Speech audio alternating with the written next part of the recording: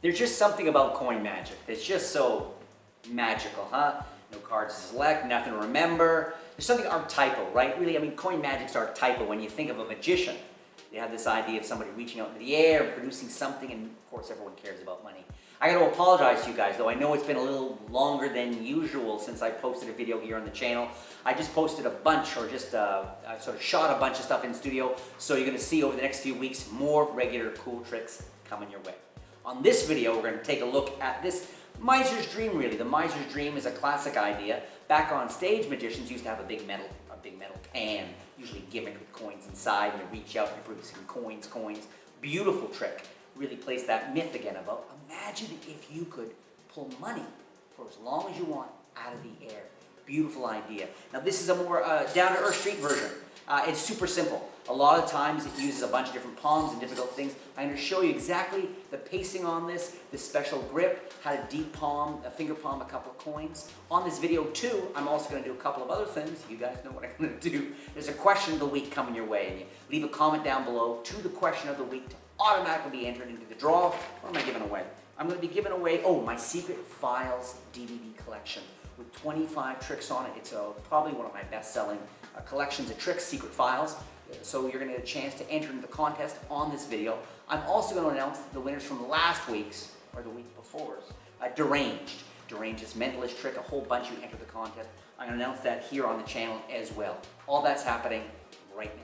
Here is the question of the week. Leave a comment down below. Answer the question. You get automatically entered into a chance to win one of 12 of my Secret Files DVD. A whole bunch of tricks on there. Here's the question.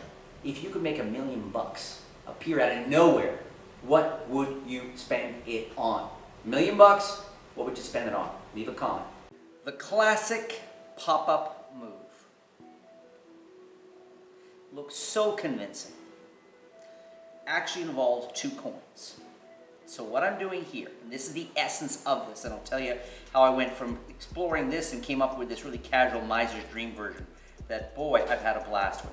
Really builds and builds. Breaks the classic rule, huh? Magician's never supposed to repeat a trick. But here, the more you repeat it, the more amazing it becomes. So you want it to look like, you have a coin, right? You take the coin and you put it on top of the fist. Now this is not a natural action, strictly speaking. I mean, when's the last time you saw someone take a coin? You see this a lot. But when does anybody ever have a coin sitting on top of their fist, if they're a magician? So in that regard, it's unnatural. But when you practice this, you'll start to get a sense of how this notion of, I produce a coin, put it on top. This is like a bank. This is a glass. This is a receptor, right? So time and again, you put a coin in, you make another coin come. You put another coin in. You take this and put another coin in, okay? So this is the key to this. Now, the right hand, time and again, you can go from a classic palm, okay? You can pretend to produce a coin from a classic palm, show it here, or you can go from a thumb palm, whatever you want. But the key is that the coin, after you've produced it, for just a second you're showing, and the unspoken word is, here's a coin, and another coin. And you're going to go from here in this really natural large action of turning the hand over and putting the coin on top. Okay? So natural. And what I'm doing is as I turn, it's going into thumb palm, the classic thumb palm, okay? But the fingers, I don't want to get caught, the right fingers curl not at this point and not at this point, but as the hand turns and deposits. This larger action beautifully covers the fact that you're secretly slipping it into thumb palm. Now, if at the same time the left hand has another $50, and what it's doing is going from this fist, okay, to using my first finger, I push the coin up while moving the thumb down. I'm literally squeezing the coin, okay? You'll find with practice that as you push and move the thumb down, it almost feels like you're squeezing the coin up to the top of the fist. When you combine the two, when the left hand is seemingly, you don't make a big deal that during the productions here, but when you show a coin, put it on top, give them a beat, and then put it in, it looks like you're producing coins out of nowhere, okay? This is the basis. It really flows. It's so convincing.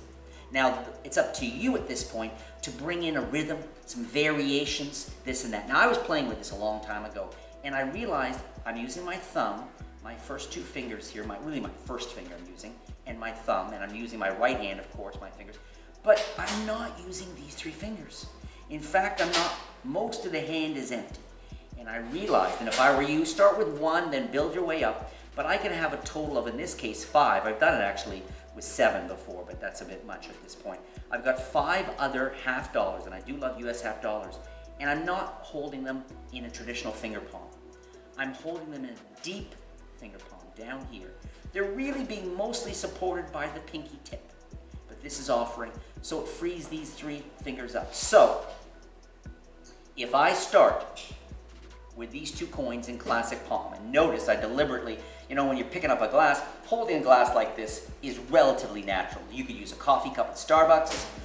You could use a canoe if you're down by the river, maybe just plunk a big canoe on the table there. So you're here, you put them here, your left hand goes to your side. As soon as it's done, falls to your side, nothing going on here. Your right hand, I don't show it empty, it's true, but because I'm about to produce a total of 7 damn coins from nowhere, I don't mind starting not showing this hand. Plunk. Right hand, I like this first gesture, and even if they see a slight flash of silver in the hand, it almost adds to the magic as if the coin was just boom. So I grab, and I either am going to let the coin fall from classic palm with the muscles, which of course, as you know, is a lot of practice there, or I'm going to pull the coin down with the tip of the pinky or this, reach up and sort of just lodge it, loosen it with the tip of the pinky, okay? So, boom, grab, boom, a coin there. First coin, okay?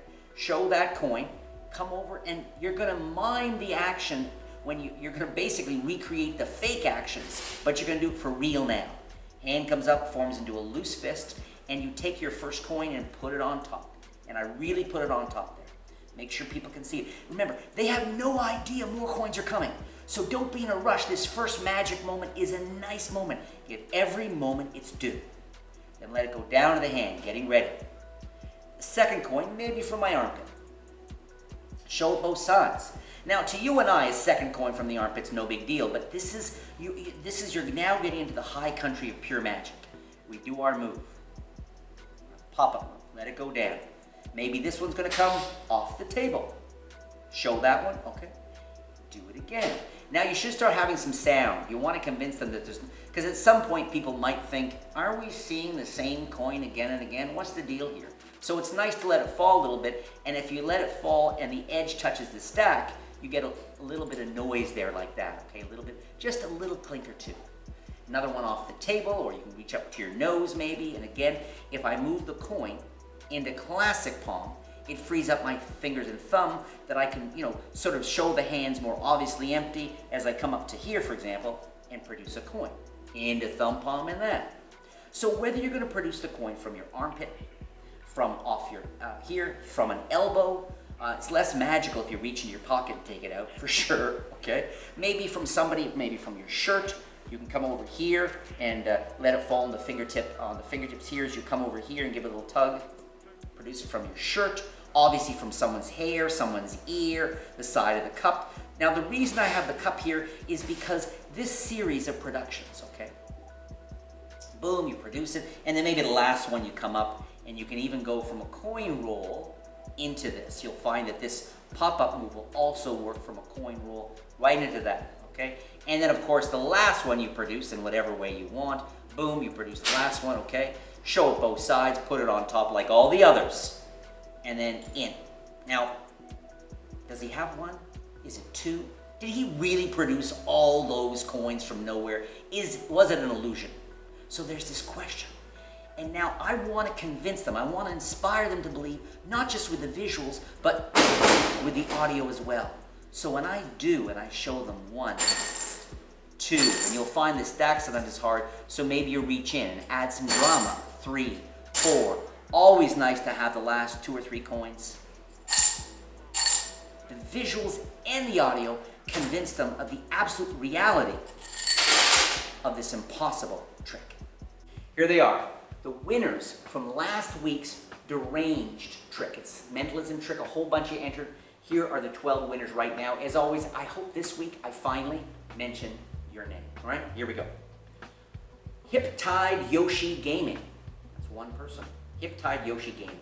Hans Franz. Their Dr. Seuss name. Anthony Crow. Calzang08. Calzang08, that's with a K. Magic Man 8787. Nice. Vengeful Flaxen. Vengeful Flaxen. Saul Teller, like Penn and Teller. Saul Teller. Stephen Does Magic. I bet he does. Pete Davies. Mohammed Abjar. Freddie Brown with an E. Freddie Brown. And finally, Martin Rodriguez. Those are the 12 winners. If I named your name, always, as always, send an email to my team at contact@sankeymagic.com. Give us your YouTube name, your real name, and your shipping address, and they will ship out one of the 12 deranged to you. And don't forget, leave a comment down below. If you could make $1 million appear out of nowhere, what would you spend it on? Leave a comment and be entered into the contest to win one of 12 of my Secret Files DVDs. There you have it, some pretty funky coin magic. A new video is coming very soon, so please, if you groove in the magic, if you groove in me, subscribe to the channel, okay? Subscribe to the channel. Every week there are new videos. Every week I give away free prizes. So make sure you subscribe to the channel. And also there's a link right below here. There'll be a link down there somewhere so you can sign up for my newsletter. It's a free magic newsletter. Send it out about once a week.